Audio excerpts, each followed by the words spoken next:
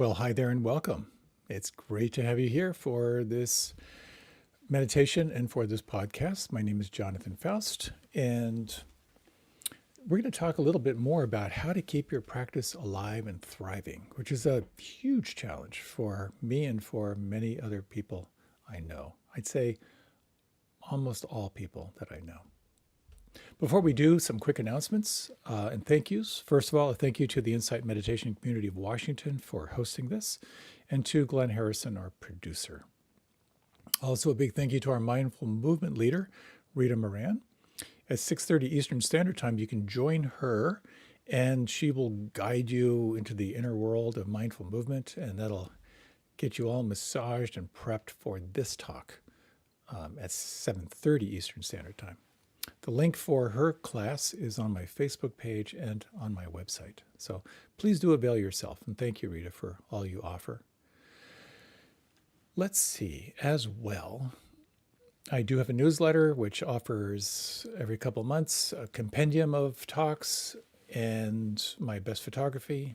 And there's a weekly as well, if you're interested in kind of wanting to know what's up next.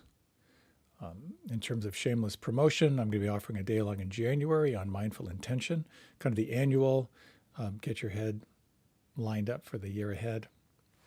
And also just to say, this is all offered freely in the spirit that no one is denied access to these practices and these teachings. So it's done with a lot of joy and a lot of appreciation for all the ways that I've been informed in my practice through other teachers offering their stuff freely. So that's that. And if you feel inspired to support that, thank you so much for your support, because it really does truly help me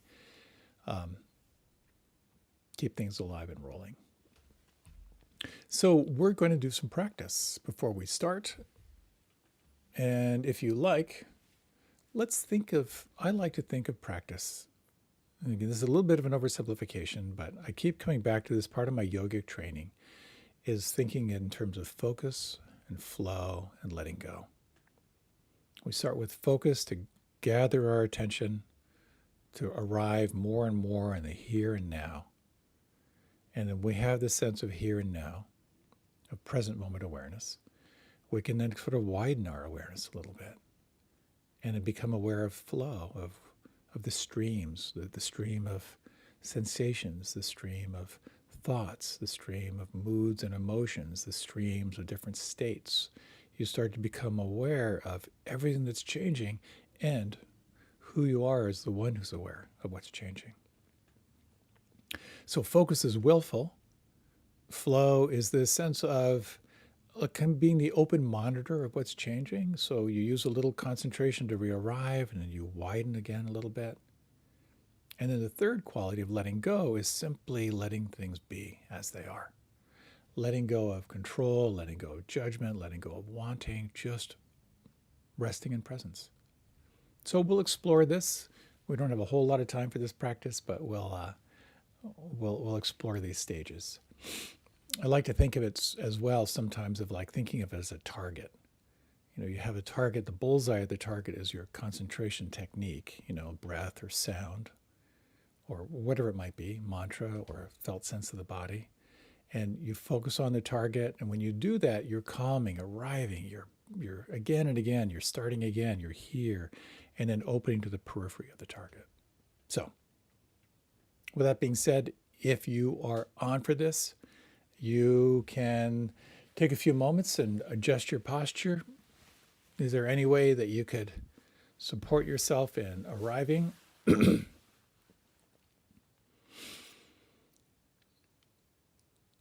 And as you're ready, if it's comfortable for you, you can close your eyes. Not required, but it can be helpful to close your eyes. And let your attention come into your breath. And for the next minute or so, we're going to do a concentration technique. And that is to count on the inhale and the exhale. As you inhale, counting slowly to 4, and going right into the exhale, again to 4. So the length of the exhalation is matching the length of the inhalation. And for the next minute or so, let all of your attention be on counting.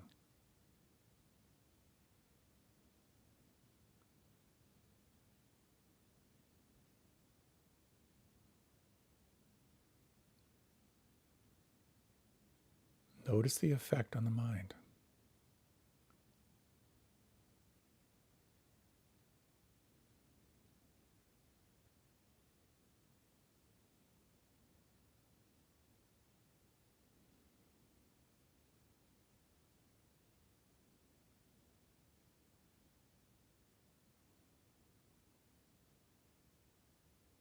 This practice of focus is a willful practice. There's not a lot of investigation around your attitude or relationship or what's happening. It's either you're doing it or you're not. So for the next 30 seconds, how much more can you engage?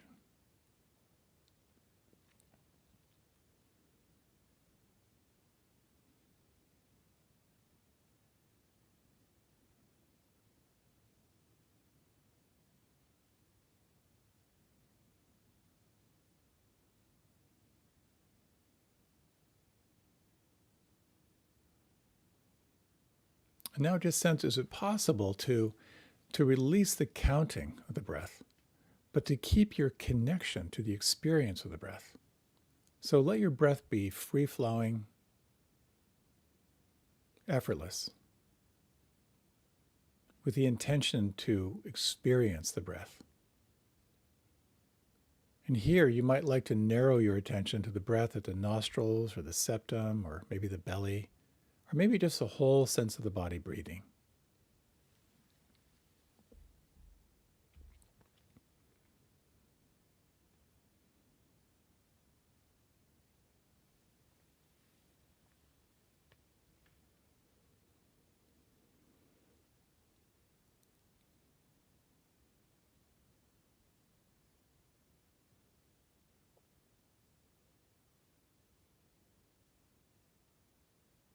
Here's one of the most powerful techniques.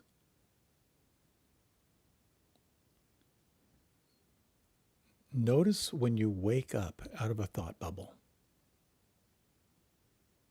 And is it possible to shower yourself with praise, with celebration? You're awake again. And to very gently re-engage back to the point of concentration.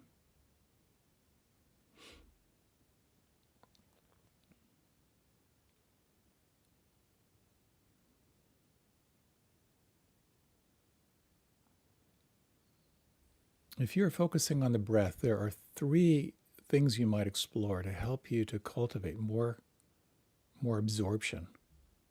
If your mind is very, very busy, you might explore counting your inhalations from 1 to 5.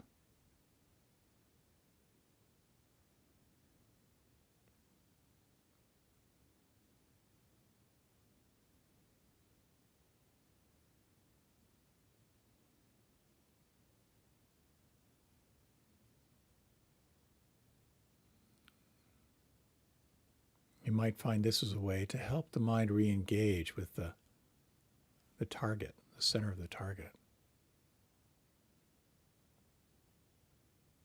Another approach you might explore is to, as you breathe, to keep scanning for new sensations. Can you discover some new subtle sensations on the inside as you breathe?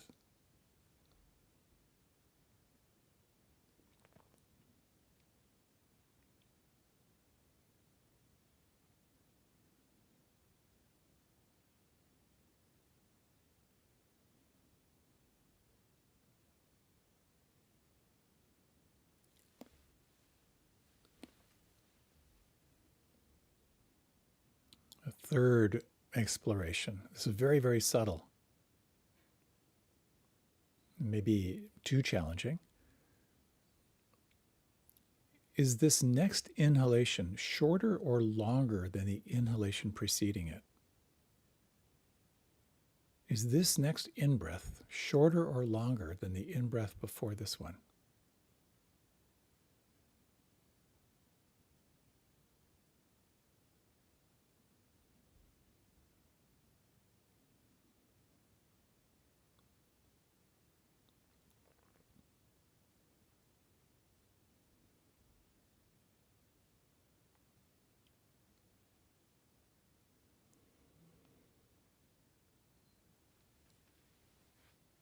with the experience of the breath as the center of your target.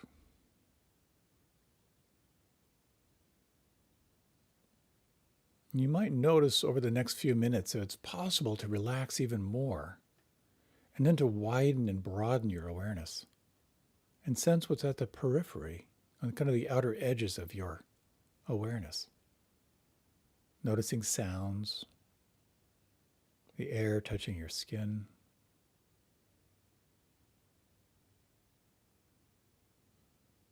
Notice even the stream of thinking, the narrative, or maybe some emotional play inside.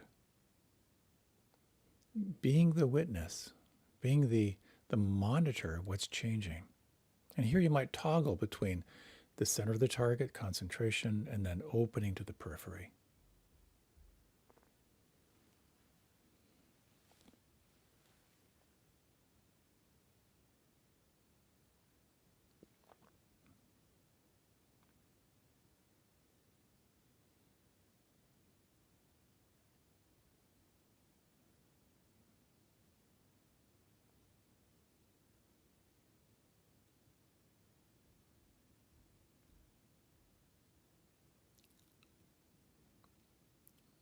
Focus is the willful arriving in the here and now.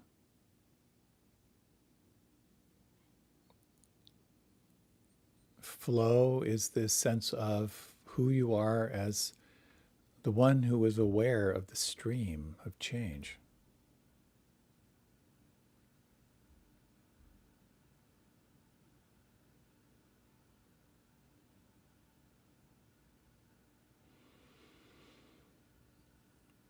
And you might explore, just in these remaining minutes, what it's like to just let things be, to let go of effort,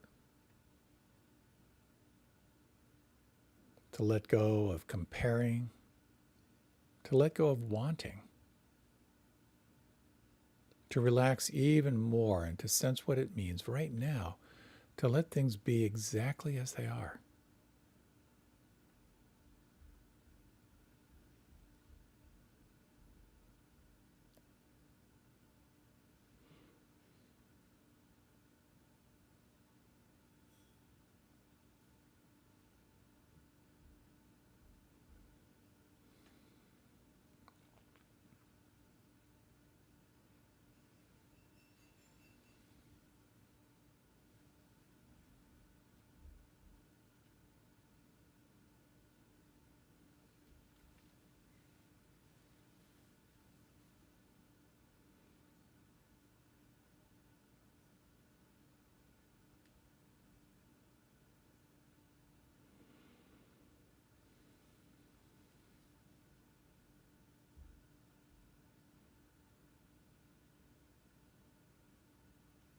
Now, if you would, drop all technique. How much right now could you relax or soften inside? Is it possible to let everything be exactly as it is? Just sensing who you are in the absence of wanting it any different. Nothing to add, nothing to take away.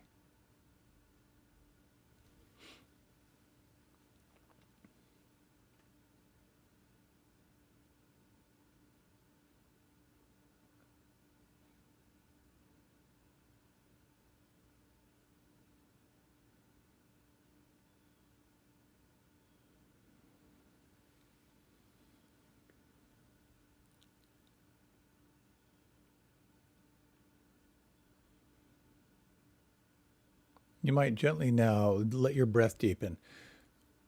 And just sense, is there any way that your body might like to move or stretch? Give yourself permission to move into your transition. There's no hurry, there's no rush.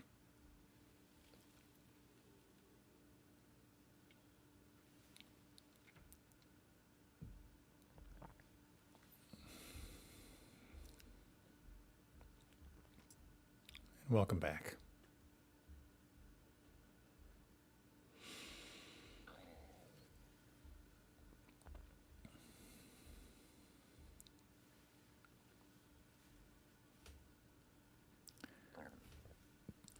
Chances are,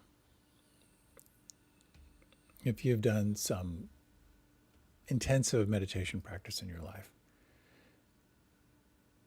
you have worked through a lot of challenges. I would say some of the most challenging breakthroughs I've ever had in my life have been in meditation. I've really come to see for myself that what arises in meditation and how I relate to it is exactly what arises in life and how I relate to it. I shared a little bit about, in a recent talk, about some of the ways that you might keep your practice engaged and more alive. But I think the foundation of it is recognizing that unless we begin to see that resistance is an integral part of the practice, we're never going to like our practice and we're going to stop practicing. I thought for so many years that the goal of meditation was inner peace and tranquility.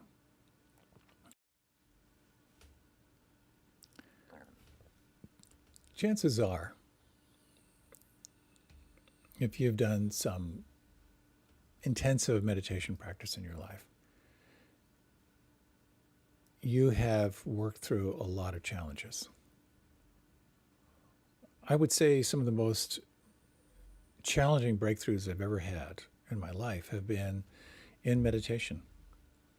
I've really come to see for myself that what arises in meditation and how I relate to it is exactly what arises in life and how I relate to it. I shared a little bit about, in a recent talk, about some of the ways that you might keep your practice engaged and more alive. But I think the foundation of it is recognizing that unless we begin to see that resistance is an integral part of the practice, we're never going to like our practice and we're going to stop practicing. I thought for so many years that the goal of meditation was inner peace and tranquility. So if I experienced, anger or judgment or my anxiety or undigested experiences, my goal was to try to put those aside and come back to my idea of what peace and tranquility was supposed to be. And only after a lot of churning and burning, I began to recognize that, the obstacles are the practice. When I encounter those 5 qualities of mind, of all the flavors of greed, wanting, planning, fantasy, all the flavors of aversion, anger, judgment, blame, ill will, all the flavors of worry, of hypervigilance, of anxiety, all the flavors of sloth and torpor, of numbing, of sleepiness, of density, and all the flavors of doubt, of the ruthless critic and being paralyzed, that those are the practice. Learning how to turn my attention toward that has been incredible. And anyone who starts off into a meditation practice is destined to experience a lot of stuff. The practice is referred to as swimming upstream. You're swimming against all of your conditioning. All of your conditioning in life is going to become available for you to look at. When we are little hard drives with no virus protection. And you begin to see all the viruses. Everything that you took to believe was true that maybe isn't true. All that stuff right there for you to look at. And as I think it was Natalie Goldberg said, the mind is like a bad neighborhood. You don't want to go there alone. And I like to talk about some of the relational practices, the ways that we can use community in different ways to really support what it means to be more awake in your life. But just as a quick review, some of the internal things you could do, and I've talked about these before, I'm just going to touch on them briefly. The first is to explore building in some habits that are most going to work for you. building in a meditation habit. Like, when's your optimal time to sit, and how can you ritualize that? Can you build in a reward at the end of your meditation practice that's going to feel good? Because building in those habits is really helpful.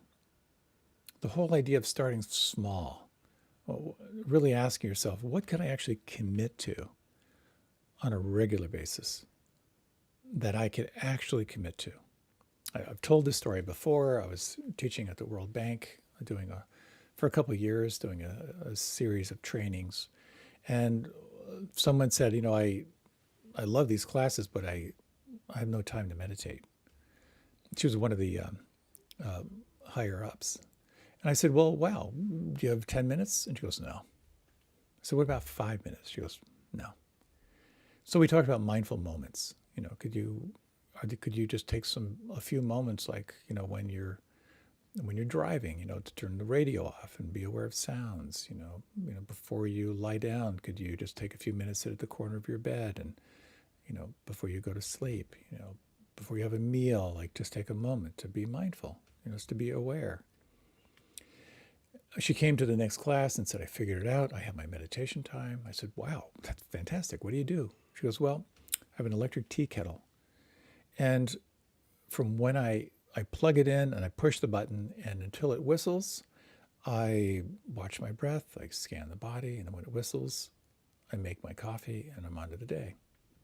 I thought, that's fantastic. And then I realized later, it kind of depends on how much water you put in the tea kettle. But nonetheless, she found a mindful moment for herself. The next thing I talked about was really knowing the why. Why are you practicing? When I ask myself that, it's so powerful because it reminds me what has really called me to the practice. I want to be more awake. I want to be more productive. I want to really enjoy this day. We also talked about bringing in movement to make your practice a little bit more accessible, of using guided meditations or not using guided meditations, of using journaling as a way to kind of reflect, and doing some study, reading books, listening to books, listening to other teachers. And we talked a little bit how inside of any tradition, maybe not any tradition, but certainly inside the insight or Vipassana tradition, that there are so many ways to practice. It's not just watch the breath. You can watch the sound vibrations. You can scan the body. You can be aware of your whole body as you breathe. You can be aware of the point of contact with the breath at the nostrils as you breathe. You can watch the belly as you breathe. You can practice noting, to like labeling thoughts, thinking, or planning, judging. You can explore the metta practices of reflecting on kindness and compassion and joy. You can do this practice when you're walking. You can do this practice when you're lying down. The essence of the practice is mindfulness of the body, bringing awareness into the here and now, into the felt sense of aliveness. So, a couple of the things that you can explore is to really just sense this whole idea of mindful moments. Can you build in little rituals? The Zen talks about cleaning dishes meditation. When you are cleaning up in the kitchen, to be mindful of your body as you wash the dishes or as you put them into the dishwasher, and being aware of what's happening as it's happening. That's the practice. The advantage, of course, of doing mindful dishwashing is the dishes get clean. But you can ritualize taking a mindful shower to really feel as you're showering. You can use certain things to kind of prompt taking a breath. This is something I did for a good long time. I set my alarm to go off every hour. Most of the time it was irritating, but sometimes it's like, oh yeah, a mindful breath, just one breath. The advantage of that was whenever anyone's watch goes off, I automatically take a breath. So that kind of worked for me. So these are some of the internal things you can do to kind of use variations to kind of heighten awareness. But one of the most powerful things you can do is to tap into finding other people who are interested in what you're interested in.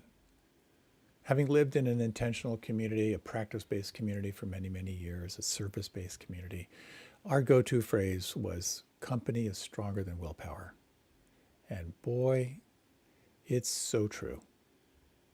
Company is stronger than willpower. If there's something you really, really want, find other people who are doing it and hang out with them. And ideally, hang out with people who are really, really inspired. If you want to get really good at tennis, find some other people who love tennis, and some of them are a little bit better than you. And as you enter into that world, you are going to stay inspired, you're going to be in relationship around the practice, and you're going to get more skill over time. It's just the way it works. As I've shared before, I read this great thing, I think it was in Forbes magazine, saying, take your 5 best friends, average their income, it's probably your income. And when I heard that, I thought, I definitely need new friends. But the truth is, who you spend time with, you resonate with. So finding people who are interested in this practice, finding people who are really drawn to have their practice rich and alive and apply it in their life, it is of inestimable value. I recently led a retreat for alumni from my Year of Living Mindfully program.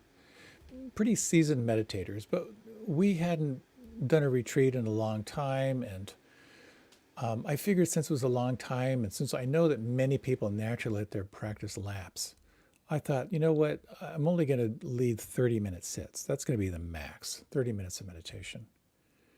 But I was so surprised that at 30 minutes, the room was so still. And I just reminded me that this is the power of group energy. Company is stronger than willpower. Because the truth is, when I'm meditating at home and there's no one around and I hit some resistance, it's very easy for me to stop, to figure out something else I'm going to do with my time. But when I'm sitting with others, and maybe there's something here about the specter of shame, it's an incentive to stay where I am. And there have been many, many times when I've been on a retreat, a room full of people, and I'm just churning and burning. One of those 5 mind states is present, greed, aversion, hypervigilance, worry, sloth and torpor, doubt, self-criticism, maybe one or all of them at the same time. I want out of that room. I just want out. But because it's held in a group, and in part because I'd feel so self-conscious if I got up and left, I'd stay. And inevitably, I'd work through that resistance and feel some really big shift on the other side. What happens in life is we have a sense of equanimity. Everything's well. And then this inner clench begins to form. Something's wrong. Something's wrong with me. Something's wrong out there. And then as the clench continues, this wave of resistance begins to form. And it kind of forms as a wave. And as it gets more intense, and as we resist it, we want off the wave. It's too unpleasant. But what I have found again and again and again in my life, and I'm sure you have as well, if you can stay on that wave just a little bit longer, the wave will crest. And you will feel, it's like you feel a cry coming on, and then the tears, and then there's the release. On the other side of the wave, there is either a sense of some weather system passed through and there's a little more clarity. Sometimes there's a sense of relaxation. Sometimes there's a cognitive insight. You'll actually realize, like, whoa, I didn't notice I was holding on to that so tight. I didn't realize I was so identified. Sometimes there's no content. There's just a sense of like, wow, that wave of resistance moved through. Riding these waves is in many ways the practice. The practice of rain, which maybe ad nauseum, we refer to in this practice of recognizing what's presenting. Internally asking yourself, can I allow it? Can I accept this? Listening deeply, because sometimes it's too much, because trauma will arise in meditation. Fear and helplessness will arise in meditation. Sometimes it's too much. You'll be flooded. You don't have the energy. You don't have the firepower. But if you do have a sense you can be with it, you can ride the wave, then the eye of rain is to investigate. Stay on the wave. Where do you feel it? Is there a sense of how it wants you to be with it right now? Can you let it get big? Can you let it crest? Can you call on the N of rain? Call on nurturing, call on loving presence. And notice if loving presence in some way brings a little lubrication into the practice. That's what helps you ride that wave. And it's about remembering. It's one thing to do this practice on your own. But as one teacher remarked, and I believe it's true, very, very, very few people can do this alone. We need support. We need a collective to tap into. So the simplest way to tap into company is to have a meditation buddy, a practice partner. When I joined the Peace Corps many, many years ago, I was really into my practice. And I think there were 75 of us in our training. And the first day, I felt very self-conscious, but I stood up at the first break and I said, I meditate twice a day, and everyone who's interested in talking about meditation and maybe, supporting each other, let's all go meet in that corner at the next break. One guy. And it turns out that's all I needed, because this one guy became my meditation partner. He lived on the other side of the country, but I was in the capital city. Whenever he came to town, he'd stay with me, and we had these rich conversations around practice. And then because of that, another friend kind of joined us. And we had this little threesome that were just so absorbed into what happens in this internal kind of practice. And they're both really rich, deep practitioners today. It's so cool. And I have to say that having these two friends who were into meditation was wonderful. And just to acknowledge, no one else was. No one else was had the slightest interest in meditation. And maybe you've noticed this. You've got a practice that feels kind of alive to you. You try to describe it to someone, and you start to notice how their eyes glaze over. A lot of people are just not interested. But finding people you can talk to about your practice, that is rarefied air. It is so rare and so powerful. As I like to say, it's maybe the most important element to keep your practice alive, and maybe the hardest thing to cultivate. Just the hardest thing.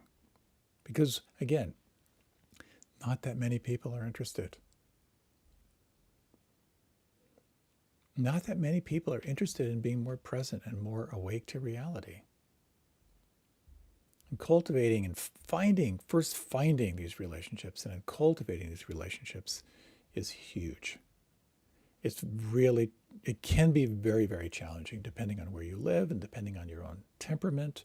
What I find for many people who are drawn to this practice, they're introverts. They're just not naturally social. And having just kind of led this retreat, it just struck me, like, wow, to spend time with a bunch of introverts is really fun. Where we spent, I'd say 85% of the day was in silence. And this sense of shared silence was so, so helpful. So if there is a sitting group near you, consider joining. You may meet some folks who could become your allies. And you'll definitely meet interesting people, if not quirky people, who will spice up your life. And here's the thing, if you don't have a class or a sitting group that's near you, consider creating one. This may seem a little bit weird, but it's something that I did many, many years ago. I was living in Western Massachusetts, and I was going through a lot of stress in my life right now. And I realized my meditation practice was really faltering because I was so overwhelmed and kind of busy at work, and harder and harder to kind of take the time for it. And I realized I've got to shore up my practice. And I found a few friends, and we had a weekly sitting group at my house. And what we did was we would gather, I think it was at 6 or 6:30. And we decided that we would have a meal. And we had the same meal every single time. I would bake yams.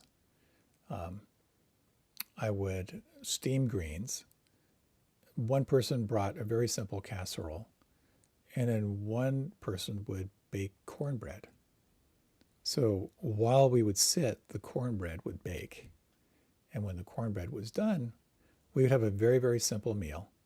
And the rule was everything was cleaned up and everyone was out of the house by 9 p.m. So it worked out so, so well. Just having this group where after we sat, the conversation was about practice. And it kept me going in such a powerful way. So consider if you could find a couple people who would be interested.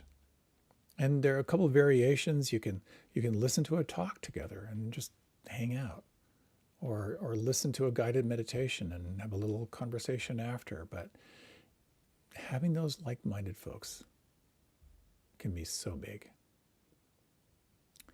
Consider joining a class or getting some training.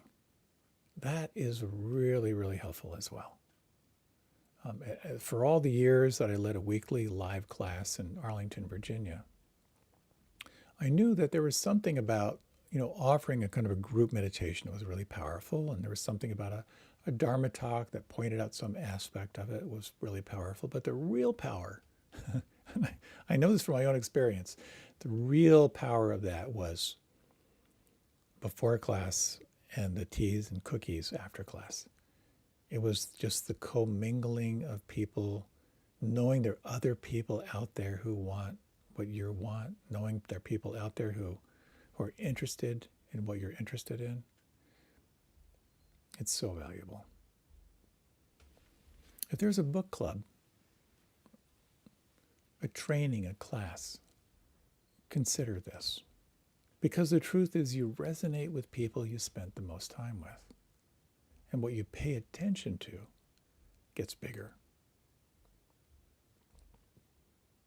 The final thing I wanted to share in terms of opening to like the collective in practice is to consider doing a retreat. I like to think of the best way to kind of structure a meditation practice is to do something on a daily basis that helps you to remember what's most important, whatever that may be for you. And then to take some time for occasional depth charges. Something that's going to be a little bit more intense, that's going to require some focus, that's going to have some kind of juice to it. And doing a retreat, a day-long retreat, a week-long retreat, wow. There's no better, in my opinion, there's no better investment of time and energy to take time to consciously step back from your life and explore what it's like to keep coming back to present moment awareness. It's just extraordinary. And then what you go through internally in that shared collective has lasting impact. When you're going through your own transformational arc through a retreat, whether it's a day-long retreat or a week-long retreat, and you're surrounded by other people who are going through that as well, you just can't put a price on that. There's a classic story which I imagine you're familiar with, where Ananda, who was the personal kind of administrator for the Buddha, I think he was the Buddha's cousin, had this great insight. And he ran to the Buddha and he said, "Isn't it true that spiritual friendships are at least half of the spiritual life.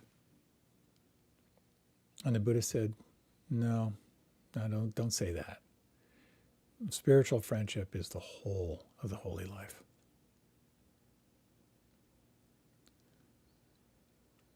Christ said, when two or more are gathered in my name, when two or more are gathered in the spirit of awakening to reality, there is a synergy that happens that is absolutely amazing. Inevitably, we have to find our own path. There's different debate about the final words of the Buddha at the end of his life, but one of them was, be a light unto yourself. Do not look for teachers, do not look for scriptures, do not look to the temples and have them tell you what to do. And this line always gets me, that you must take responsibility for your own enlightenment. And what does that mean? To take responsibility for your own enlightenment. When I first heard that, I thought, wow, that's kind of terrifying. Because I had spent a lot of my life kind of hoping someone else would take responsibility for my enlightenment. I followed a lot of paths and a lot of teachers, a lot of traditions, thinking this is it. Oh, this is it. I've done a lot of kind of extreme practices in that name of like, well, this will be good for me. This will do it. And I did learn a lot. But ultimately, it's about being our own authority. I think there are different phases of our practice. There are times when we're drawn to certain practices. I know for me, mantra practice was it. I didn't know there was anything else. There was something about mantra that just very, very soothing, for me. And then the practice was around like awakening in the body, awakening energy in the body through yoga and through all the science of breathing techniques and chakras and opening to sound and chanting and vibration. And then that sort of moved toward opening into the Vipassana practices where all the activity of yoga practices got much more internalized, sort of like the inner yoga. And that was really, really powerful. And then concentration practices and feeling the impact of getting more and more absorbed, of really developing that muscle of getting more and more awake to the inner world, the intrinsic world, letting the extrinsic kind of fall away. Enormously powerful. And then recognizing that, it's around the awakening of the heart, in the metta practice, and seeing how stingy I was with my care and compassion, how absorbed I was in self-preservation, how in so many ways I hadn't forgiven. And so the whole practice of metta, of loving kindness, was an extraordinary thing. And then this whole sense of like opening into just presence itself and doing Dzogchen retreats where it's this incredible balance of being intimately awake and open to the felt sense of aliveness, and at the same time cultivating non-grasping, non-judging mind, and that incredible practice of dropping technique and resting in presence, of exploring what happens in the absence of desire. All that was all an organic part of my practice. And I share all this not as a confessional, but if you really, really pay attention to what catches your interest in your practice, it's so important to stay open to the different practices and sense what might spark something for you. Because I truly believe that different forms of practice will arise in different times. You've heard that line, when the student is ready, the teacher will come. Well, in that same way, like when there's a receptivity, a technique, a tradition, maybe a teacher will arise, and there's something in you that's going to go like, pay attention to this. Something in this practice is going to awaken something inside. If you're practicing in the context of insight meditation or vipassana, as I mentioned, there's so many ways to practice, and it's easy to get scattered. It's really easy to get scattered. And there have been so many times in my own personal practice where, and I'd say almost the dominant times for me are, I don't need any more information. I just need to practice what I already know. And you might find that that's part of the evolution of your practice. You don't need to learn anymore. You just need to practice what's here. And sometimes it's very, very helpful to kind of like drop all the variations and let yourself come to this simple practice of opening to the felt sense, opening to the here and now. The more you come into presence, the more your consciousness is going to shift. And the more you're awakening your own inner knowing, and the more you're going to be drawn to different practices that are going to serve you. And that can be inside of a tradition. It can be other traditions that might spark something for you. I have a good friend many, many years ago he's kind of an engineer, a computer guy, and a concert pianist. A mind. Wow. His mind was amazing. He practiced inside the Vipassana tradition and struggled so hard because his mind was just so, iron vice of a mind. Now, some people who've got really strong minds love the insight meditation tradition because it's kind of it's formulaic. It's very scientific. If you do these practices, this will happen. But for him, it was just this constant struggle with his mind. He did a retreat where he learned mantra meditation. And mantra it's still a concentration technique, but it's very, very different. It's not so embodied. So when the mind wanders, you come back to your mantra, to a phrase or a sound. And suddenly, everything shifted for him. It became this way of really soothing his mind and coming more and more intimately into the sense of here and now, the sense of deep, deep rest. So I've practiced within different traditions, and there comes this real conflict. And the conflict is, do you dig one well and stay with it? Or do you dig lots of wells and find out which is the really rich tradition for you? And I find the teaching that was offered by one of my main teachers, where he said, it's your responsibility to find the techniques, the practices, the traditions that really resonate for you. Because we all have different orientations. There are these many doorways of yoga. There's karma yoga, which is service. It's losing the self in service to others. There's jnana yoga, which for people who have a strong intellect, it's about really exploring. It's like blowing the mind by going through the mind. It's about studying teachings and scriptures. It's about inquiry into the nature of reality, through the mind. For some people, wow, direct path. For others, it's bhakti yoga. It's devotion of just focus on the heart, bring everything into the heart, into that sense of devotion to others. And that is a direct path for some people. Those who are oriented that way. For others, it's mantra. It's using sound, vibration, and chanting. For others, it's hatha yoga. It's purifying the physical body. Finding that, which really resonates for you, is part of finding your path.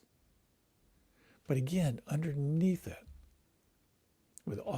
within your search, is the power of finding like-minded people. Finding other people who want what you want. Because inevitably, I've done a lot of teacher training, led teacher trainings and led lots of retreats. I find one of the most valuable things is to really share the radiance of your own practice and the challenges in your own practice. There have been so many times when maybe I was doing a training and some technique didn't work for me, and I'd maybe be in a small group, and then I would share like, wow, it's not for me. This technique seems completely out to lunch. And there'd be someone in the group would say like, wow, that's interesting, because for me, I noticed this and this and this, and it was really, really helpful. And it completely shifted my attitude because I got informed by someone sharing from the radiance of their own discovery. So all this to be said, it's so important to really honor your path. I always like to say that this practice is around self-awareness and self-diagnosis.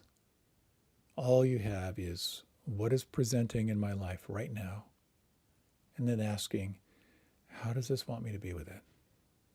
How can I be with this? I love this whole idea of a pathless path, but that's all you have. Yes, there are traditions and teachings and riverbanks to support you, and it's so helpful to listen to people who have like walked the path before you, because they're reporting back, and it's really, really helpful and impactful what they're reporting back. But ultimately, it's up to you to take responsibility for your own enlightenment. So you're walking a solo path. We're all walking a solo path. But at the same time, there's something here about company is stronger than willpower. Ask yourself what life would be like if you had allies who want what you want. Those with whom you could share your discoveries, to reinforce what you're learning, and to describe your challenges in a way that gives you more information and more insight, and to allow yourself to be inspired by those around you as well. So I mentioned last time of how mindfulness, non-judging awareness, is so powerful. Again, like the highest quality of a spiritual seeker is self-observation without judgment.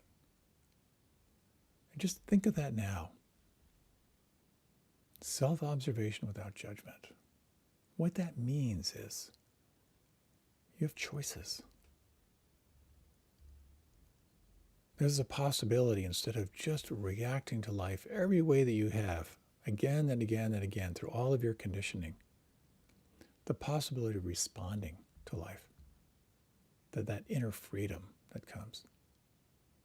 And this is the backdrop. When you let desire fall away, when you let aversion and judgment fall away,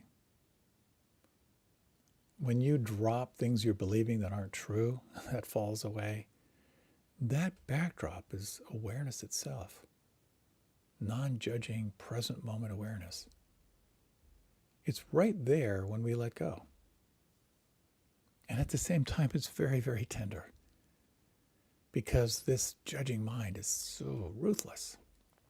We shut it down so fast. So even though it's so powerful, it's also very tender. It needs protection. And part of that protection is asking yourself all the ways you can support and nurture your practice. Because it is the difference between being mindless, that is to say, just caught in the trap of your conditioning, to respond to life the same way you've responded your whole life, and this possibility of being more awake, to being more alive, to really tap into what's called the awakened heart and mind. An awakened mind that sees reality for what it is. It sees clearly, undisturbed, no dust in the eyes. but also a heart that can hold it all, a heart that can make room for anything and everything. That's what this practice offers as a possibility. And as T.S. Eliot said, it requires nothing less than everything. We have to give ourselves fully to the practice. And that's building resilience. It's around your capacity to ride those waves of resistance when they arise. It's about being awake to what's on the other side of the resistance.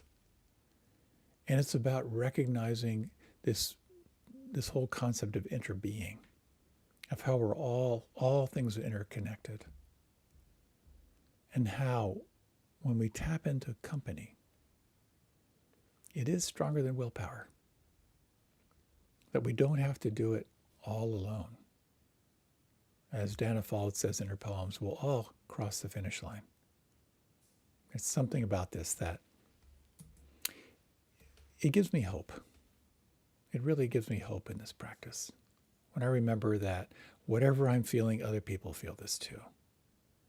And if I can support someone in their practice, it reinforces my own practice. And those times when I feel lost, if there's someone who has either walked the path before me or is walking it with me, who can offer some empathy, some compassion, that becomes an invaluable resource in this life. Why don't we close with a short yet brief meditation? If you like, you might close your eyes. And over the next 3 breaths, let yourself begin to soften and relax.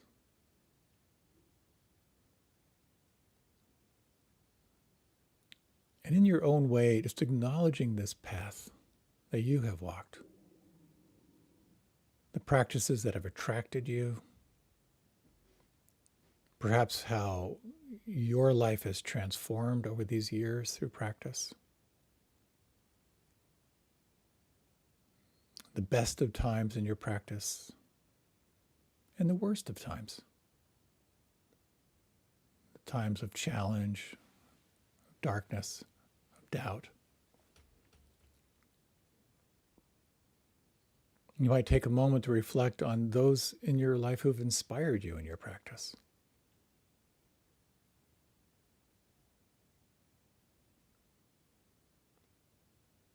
And perhaps those with whom you have shared some of this journey.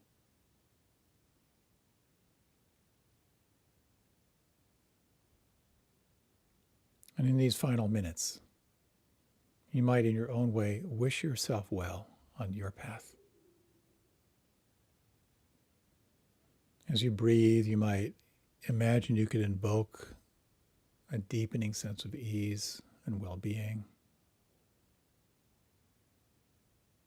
Imagine your intuition heightened, kind of guided by this awakened heart and mind.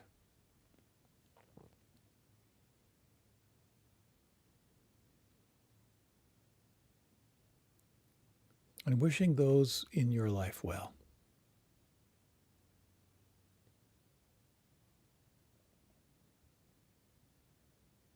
As all beings seek to feel happy, to feel free from stress,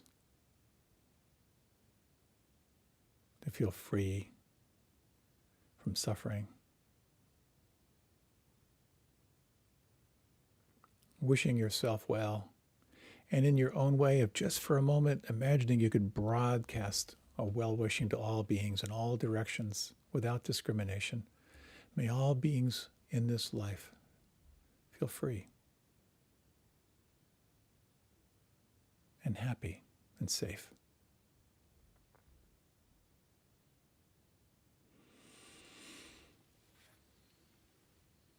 And as you're ready, you can deepen your breath.